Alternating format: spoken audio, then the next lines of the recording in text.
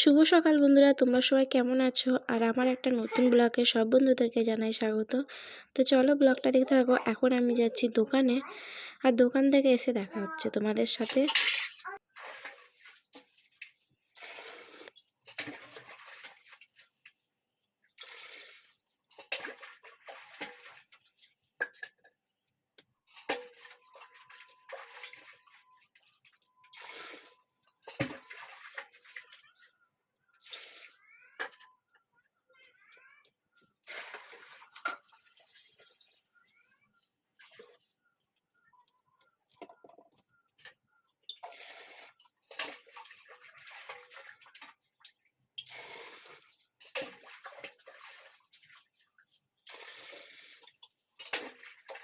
তো বন্ধুরা এসে তো আগে তাড়াতাড়ি করে বাড়ির কাজ সারলাম। দোকান থেকে এসে আবার ছেলেকে নিয়ে আনতে যেতে হবে স্কুল থেকে, টাইম হয়ে যাবে। এই যে কাজ সারতে সারতে কী বলো তো, ছেলের স্কুলের টাইম হয়ে যাবে নিয়ে আসার। তো এসে একটু দেখো জলও খাইনি, আগে বাইরের জল ভরলাম, সব জলের বালতি খালি ছিল, তো সেই জলগুলো আগে তুলে নিলাম। আর তুলে জলটা তারপর চলে এসেছি যে দেখো ঘরেতে। আর সব কাজই তো সেরে গেছিলাম, বিছানাটা তোলা হয়নি, ছেলেকে নিয়ে স্কুলে বেরিয়ে গেছিলাম আর বিছানা তুলতে পারিনি।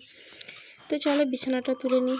আর এই যে কিছু জামাকাপড় শুকনো ছিল সেগুলো সব ভাঁজ করে নিয়ে চলো প্রিয়কে আনতে যাবো। তো আমি ফাইনালি দেখো চলে এসেছি। আর এই যে আমি দোকানে ছিলাম আর ওর বাবা নিয়ে চলে এসেছি স্কুল থেকে, ওই যে দেখো আসছে এখন।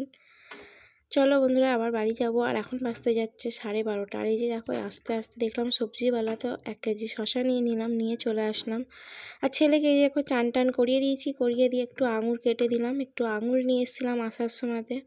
তো এই যে দেখো বাটিতে আঙুর কেটে দিয়ে এসেছি, আর কিছু আঙুরগুলো যেগুলো আছে সেইগুলোকে চলো ধুয়ে ভাবছি রেখে দিই ঝুড়ি করে ফ্রিজেতে।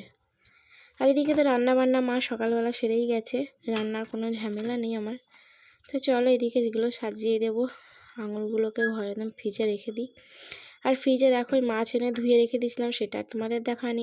অনেকই সংসারের কাজ থাকে, সেগুলো টুকিটাকি সব কিছু তার বন্ধুরা দেখে উঠতে পারি না। তো এইগুলো করতে করতে সময়গুলো চলে যায়, সারাটা দিনই এইভাবে কাজের মধ্যে ব্যস্তর মধ্যে কেটে যাচ্ছে একদম। তো শুক্তো ছিল। তো ফাইনালি দেখো বন্ধুরা একদম খাওয়া দাওয়া নিয়ে দুপুরে চলে আসলাম।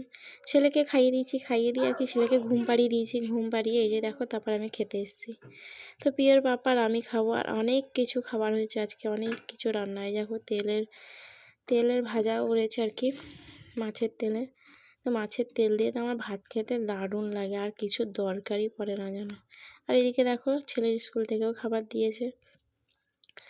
তো চলো বন্ধুরা খাওয়া দাওয়া করে তারপর আবার তোমাদের সামনে আসি। আর খুব বড় একটা ব্লগটা আমি দেবো না, ছোট্টখাট্টার মধ্যে একদম ব্লগ করেছি, সবাই দেখো, স্কিপ করে কেউ দেখো না, পুরো ব্লগটাই দেখো। তো ছেলে দেখতে পেলে ঘুমাচ্ছে।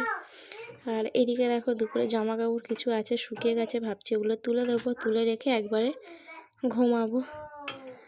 বুঝতে পেরেছো বন্ধুরা, এই হয়েছে ব্যাপার। আর বড় ব্লগটা করছি না, এখানেই শেষ করলাম। শুভ সন্ধ্যা, ছেলেই উঠে পড়েছে, আবার আগামীকাল নতুন ব্লগ নিয়ে আসছি।